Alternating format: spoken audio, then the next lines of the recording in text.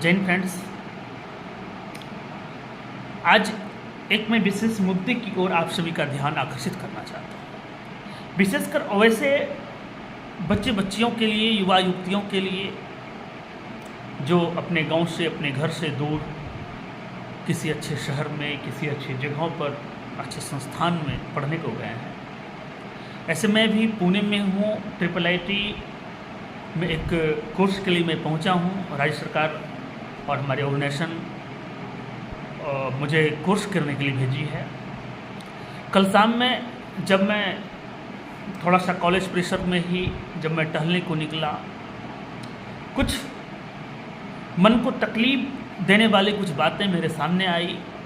इस मुद्दे पर मैं बात करना चाहता हूँ। मेरी छोटी सी बातें हैं दोस्तों, मेरे भाइयों, मेरी बहनों, बच्चियों, एक बार आप ध्यान रखना अपनी माँ का।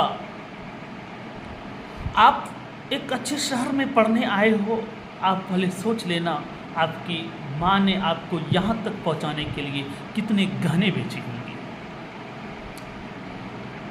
कितने गहने बेचने के बाद वो आपको ऐसे माहौल में पढ़ने के लिए भेजी हैं और आप उस बातों को नज़रअंदाज कर रही हैं। आप उस बातों को नज़रअंदाज कर रहे हैं, तो ये सबसे बड़ी जीवन की गलती हो सकती है। आपके पिताजी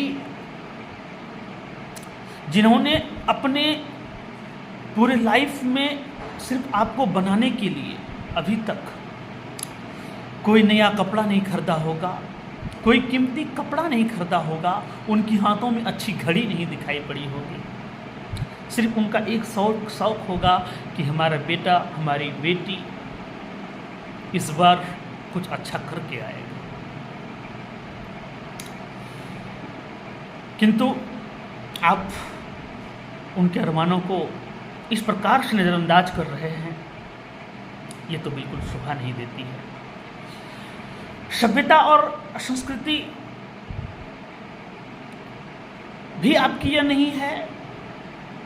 आप ऐसे माहौल से गुजरे, मैं जानता हूँ कि मेरी बातों से बहुत बच्चे कोई तकलीफ होगी। किसी के मामलों में हस्तक्षेप करना नहीं चाहिए, लेकिन जब बात हद से अधिक हो जाती है तो मुझे आना पड़ता है बच्चों के बीच बताने की। ज़्यादा मुद्दे की मैं बात क्या करूं कि जिस माँ पिता ने आपके पीछे पूर्ण रूपेण समर्पण किया, अभी तक जन्म से लेकर आज तक की स्थिति, जिस आप एक अच्छे संस्थान में आकर आप पढ़ रहे हो, यहाँ पर आके आप कुछ अलग संगति आपकी हो गई। दोस्तों जानते हो, यह संगति आपके पतन की कारण बन सकती है। आप अपने आप को इतना मॉडर्न ना बना लो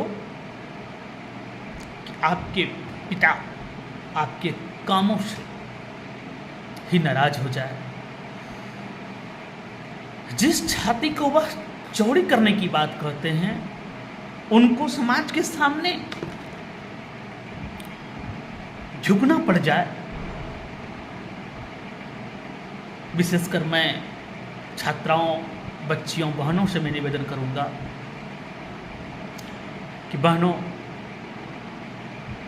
आप ऐसे क्षेत्र से आई हो, अभी हालांकि देखा जाए मैं अपने राज्य बिहार की ही नहीं, भारत के अधिकांशतः राज्य की, यदि मैं शैक्षणिक व्यवस्था के बारे में बात करूंगा तो लड़कियों का शिक्षा लेवल बहुत ही कम है। इससे पहले तो बहुत ही और कम थी, अब धीरे धीरे स्तर बढ़ता जा रहा है। मैं अपने समय की बात कर रहा हूँ। ऐसे तो मैं ज़्यादा दिन पहले की बात नहीं, जब मैं अपने समय की ही बात कर रहा हूँ, उस दौरान की यह बात है कि मेरे साथ पढ़ने वाली बहुत सारी बहनें जो अच्छा खासा पढ़ना चाहती थी, लेकिन पर्याप्त संसाधन के अभाव में वह नहीं पढ़ पाई। आज आप बहुत ही खुशनसीब हो, बहुत ही भाग्यशाली हो, आपके पिता ने आपको ऐसे संस्थान में पढ़ने भेजा है। फिर भी आप क्या कर रहे हो? नशे की आदत आपको धर गई, गलत संगति में आप जा रहे हो, आप अपनी सभ्यता संस्कृति को भूल गए हो। आपके कामों से यदि आपके माँ पिता, आपके परिवार का नाम खराब हो,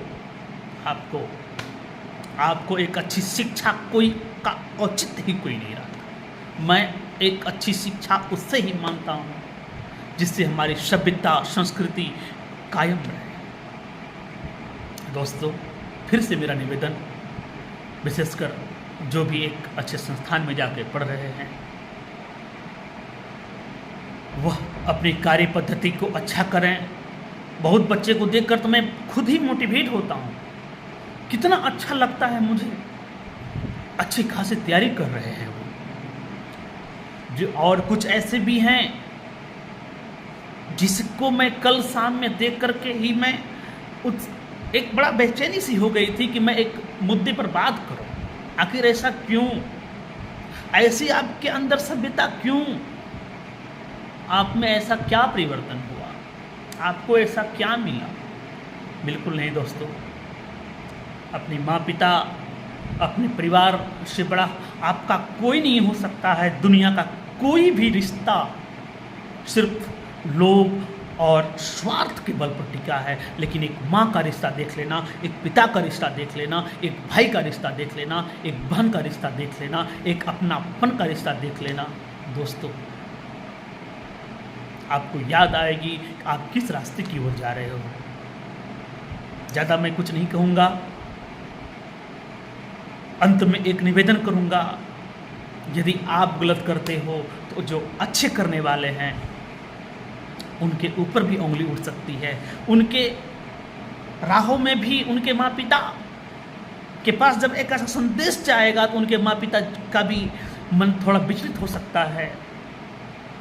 इसलिए मैं आप सभी से कहूँगा, आप एक अच्छे रास्ते पर चलें। जिस माँ ने अपनी सारी गहने आपके लिए कुर्बान कर दी, आपके पिता ने अपनी सारी सपने सिर्फ आपके सपने को सजाने के लिए कुर्बान कर दिए हैं, उस पिता के सपने को देखना होगा। उस माँ के गले में जो आभूषण छाई रहती थी, कई प्रकार के आभूषण गले में हो, हाथ में हो, कान में हो, नाक में हो, सारी आभूषणें आज उतर गई है सिर्फ आपको बनाने की वजह से। और आप बनने के लिए नहीं बल्कि आप बिगाड़ने के लिए आए हो। आपको जीवन में जिंदा रहने का कोई औचित्य नहीं रहता, कोई औचित्य नहीं रहता। दोस्तों, अपने आप को सुधारें, जीवन को समझें। जय हिंद। विशेष कुछ नहीं कहूँगा। आपने मेरे चैनल को देखा, थैंक यू।